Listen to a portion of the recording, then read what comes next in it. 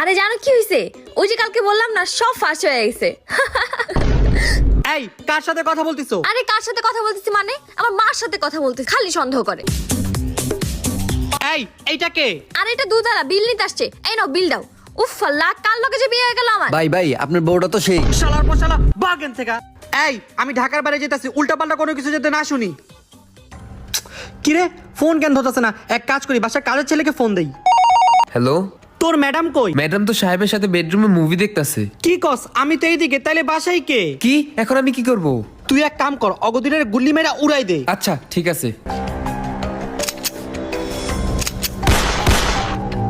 সাহেব, দুজনকে গুলি করে মেরে ফেলছি, এখন লাশের কি করব? লাশ ঘরের পিছনে সুইমিং পুল আছে, ওইখানে ফালাই দে। কিন্তু আমাদের বাসায় তো কোনো সুইমিং পুলই নাই। ভাই আপনি কোন জায়গা থেকে বলতেছেন? পাবনা থেকে। সরি ভাই, রং নাম্বার। এখন আমার কি হবে? আল্লাহ গো।